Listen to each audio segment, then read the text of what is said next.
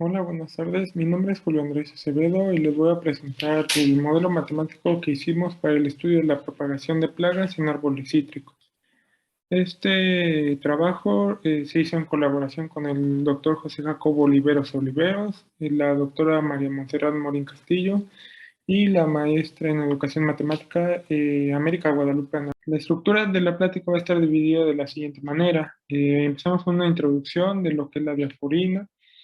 Después vamos a ver sus características como su estatus fitosanitario, distribución geográfica y los impactos que tiene. Después vamos a hablar un poco sobre el modelo depredador-presa, que fue el que usamos para este trabajo. Y por último, las referencias que se utilizaron. A manera de introducción, podemos decir que la citricultura mundial está bajo una amenaza por una chicharrita, un insecto que transmite una enfermedad llamada Huanglongbing. Esta enfermedad es por el momento la más devastadora en los cítricos a nivel mundial. Y las pérdidas por esta enfermedad han sido cuantiosas. Por ejemplo, en África y en Asia, esta enfermedad causó 60 millones de árboles muertos. Y en Brasil, en Sao Paulo, tan solo en el periodo de 2005 a 2013, se perdieron aproximadamente 35 millones de árboles. Entonces, sí, eso es de gran importancia tanto para la preservación de los árboles como para el impacto económico que puede llegar a tener. En México, desgraciadamente, ya se detectó esta enfermedad a principios de 2009.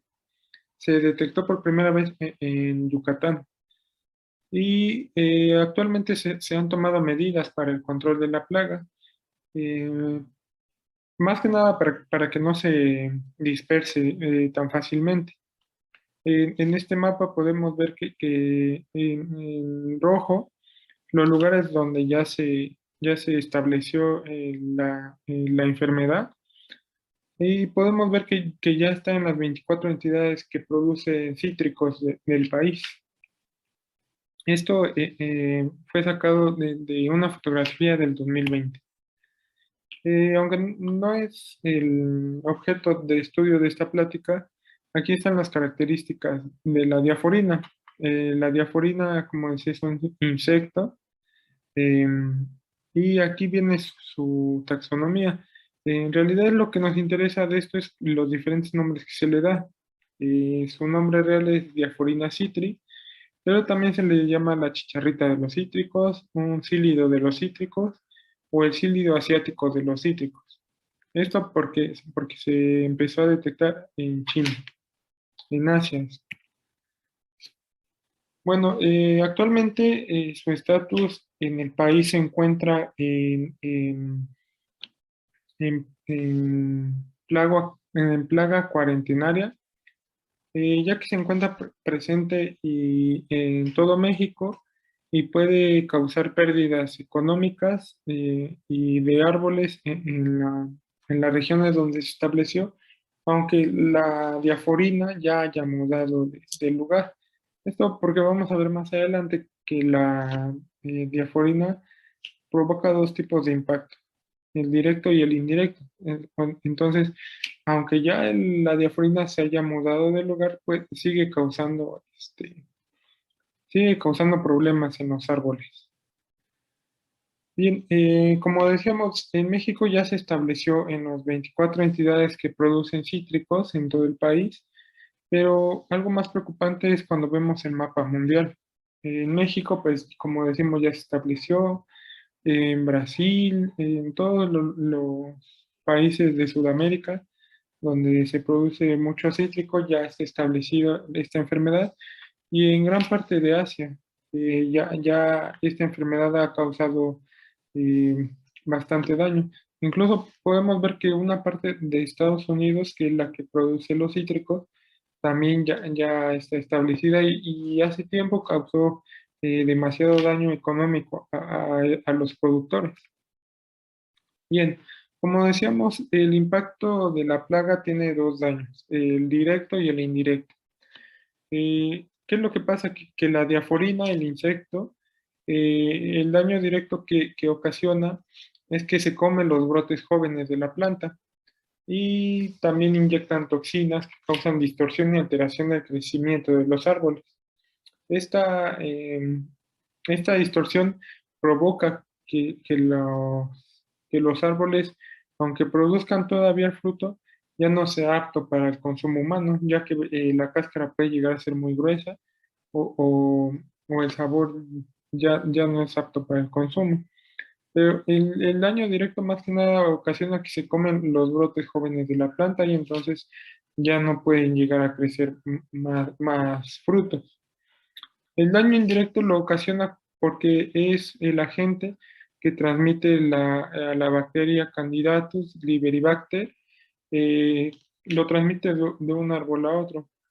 Entonces lo que hace es que aloja esta bacteria en el floema de las plantas y ya que se aloja ahí, provoca la enfermedad conocida como Juan Blaupin o HLB para reducir un poco el término. Bien, ya que vimos cuál es el problema, lo que vamos a hacer ahora es un modelo matemático, adaptarlo a este problema para poder ver cómo se comporta este fenómeno. Bien, el modelo que nosotros ocupamos es el llamado modelo depredador-presa o que también es llamado el modelo de Lotka-Volterra. Este modelo se usa para analizar la dinámica de las poblaciones tanto de la diaforina como de los árboles cítricos. Entonces, la idea es que no es que este modelo nos dé como tal ya el fenómeno que está ocurriendo, sino que este modelo simplificado de la vida nos da una idea, una aproximación de lo que va a ocurrir con un fenómeno complejo. Y como un dato curioso, este modelo está a punto de cumplir 100 años en el año 2025. Bien, para este modelo tenemos que hacer algunas suposiciones. Por P vamos a denotar la población de presas y por D la población de depredadores. Esto a través del tiempo. Para construir este modelo vamos a hacer principalmente tres suposiciones. La primera es que parece natural pedir que en ausencia de presas, perdón, de depredadores, las presas van a crecer. Es decir, si no hay nadie que se coma a las presas, pues las presas tienden a reproducirse. Entonces, esta reproducción o esta natalidad va a ser proporcional a la cantidad de presas que haya. Entonces, el cambio de la población de presas a través del tiempo es proporcional a la población de presas. Esto con un número A mayor que cero, y esto es cuando el número de depredadores es igual a cero. Bien, en la ausencia de presas, los depredadores, pues si no tienen presas de cuál alimentarse, pues los depredadores se van a extinguir. Entonces, por lo tanto, el cambio de los depredadores a través del tiempo va a ser ahora negativo. Si consideramos C positivo, este número es negativo y de nuevo va a ser proporcional al número de depredadores. Esto cuando la población de las presas sea igual a cero. Bien, y la última suposición que hacemos es que el número de encuentros entre depredadores y presas va a ser proporcional al producto de sus poblaciones.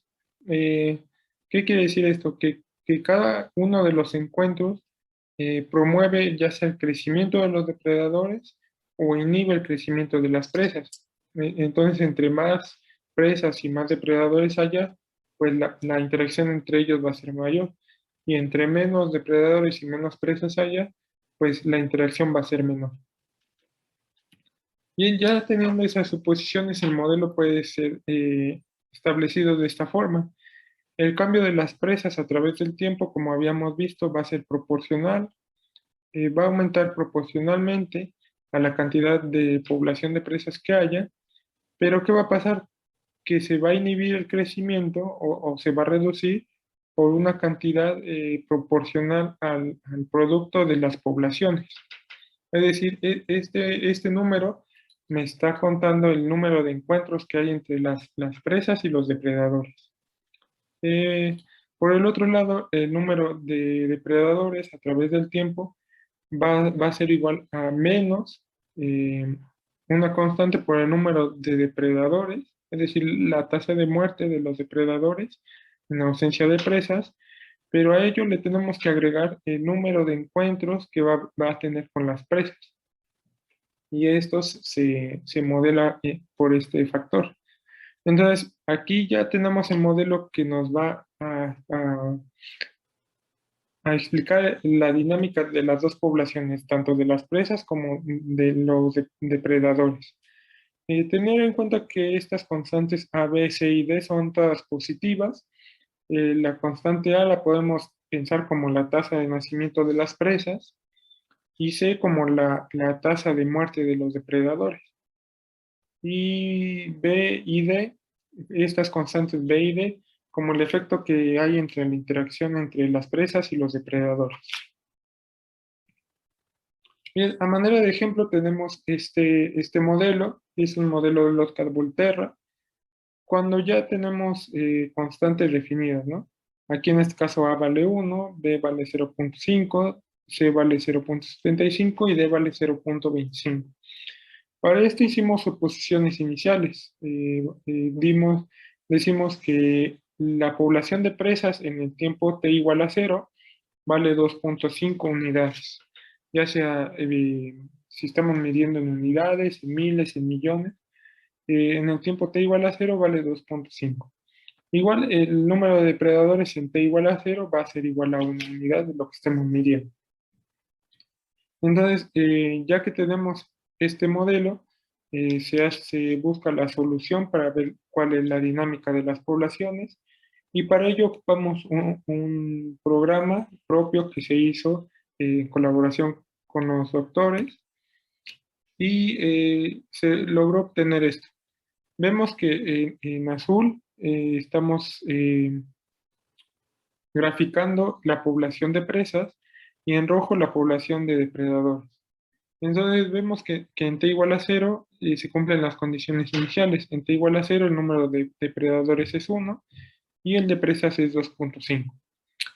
Vamos avanzando a través del tiempo y vemos que el número de presas empieza a aumentar. Pero como empieza a aumentar, obviamente va a haber más alimento para las depredadores, y entonces empiezan a nacer más. Y entonces eso ayuda al crecimiento de la población de depredadores, y entonces empieza a crecer también el número de depredadores. Pero llega un punto tal que son más, tanto los depredadores que se empiezan a inhibir el crecimiento de las presas y empieza a bajar. Entonces, como empieza a bajar, ya no hay suficiente alimento para los depredadores y empiezan a morir. Entonces, en el momento que las presas bajan en población, también los depredadores bajan porque ya no hay alimento para tantos depredadores. Pero llega un punto de nuevo en el que los depredadores ya no son tantos, que el número de presas empieza a subir. Y de nuevo, como empieza a subir, los depredadores empiezan a tener más alimento, y entonces el número de su población empieza a subir. Y vemos que este comportamiento se va repitiendo a lo largo del tiempo. Bien, ¿cómo hacemos uso de este modelo para el problema de la diaforina con los árboles cítricos? Pues consideramos a la diaforina como el depredador y a los árboles cítricos como presas. Bien, y para eso todavía tenemos que hacer más consideraciones. Es decir, en, en- en el modelo tenemos que tener en cuenta que la tasa de reproducción de los árboles es muy baja. Entonces, pues tenemos que ayudarle a esa reproducción, ya sea plantando árboles nuevos o considerando un control. Ahí existen tres tipos de control, que es el control mecánico, que es cuando detectamos nosotros que hay una diaforina en el árbol, inmediatamente cortamos esa rama para que no extienda la enfermedad a todo el árbol. Un control químico, que es el uso de pesticidas, o algo que mate a la diaforina, o un control biológico, que se refiere a buscar un depredador natural de la diaforina que ahuyente a la diaforina de los árboles. Bien, se tomaron algunos datos de artículos que han estado trabajando con la diaforina y se modeló este comportamiento. Em, estamos graficando aquí, obtuvimos datos de un año de- de un estado. Lo que se obtuvo es que, y de nuevo, aquí estamos, como las mediciones se hicieron por mes, nada más estamos graficando por puntos las mediciones que se tomaron. Entonces vemos que en la población inicial de árboles era 14 por 10 a la 4 y empezamos suponiendo que había cero diaforinas. Esto suponiendo un control bajo, un impacto bajo de la diaforina. Entonces, en un impacto bajo en cada brote de los árboles, se supone que hay 5 diaforinas. Entonces, se toman muestras a través de cada mes y llegamos a que llega un momento en que la diaforina empieza a crecer exponencialmente. Eh, y vemos aquí que cuando empieza a crecer mucho la diaforina, el número de árboles, aunque iba creciendo, empieza a bajar. Esto porque el número de diaforinas ya es muy grande. Bien, aquí hay que hacer la aclaración de que aquí la muerte de las presas no lo estamos considerando ya hasta que el árbol se seca, sino que estamos considerando cuando el árbol ya no da frutos que sean aptos para el consumo humano. Y la extinción de las diaforinas o la muerte no es como tal la muerte, sino que cuando ya puede ser muerte a causa de los químicos o consideramos también muerte cuando muda de la región de la que estamos modelando el sistema. Bien, este fue el trabajo que se hizo con los datos que se obtuvieron de la diaforina. Y a manera de conclusión, ¿qué es lo que se hizo? Se aplicaron modelos matemáticos, en especial, en concreto, el modelo de Lotka-Volterra, para analizar la dinámica de las poblaciones, tanto de la diaforina como de los árboles cítricos. Aquí, este modelo nos va a ayudar porque obtuvimos los parámetros A, B, C y D del modelo y podemos nosotros hacer pruebas para cambiar estos parámetros y ver cómo obtendríamos un daño mínimo. Eh, Obviamente lo interesante es ver cómo llegamos a producir esos parámetros en la práctica para que el impacto sea menor. Estas son las referencias que se ocuparon, muchos del gobierno que han estado monitoreando los las enfermedades del Juan Longby y obviamente los libros matemáticos que nos ayudaron al modelo. Y bueno, eso es todo por mi parte. Muchas gracias por su atención.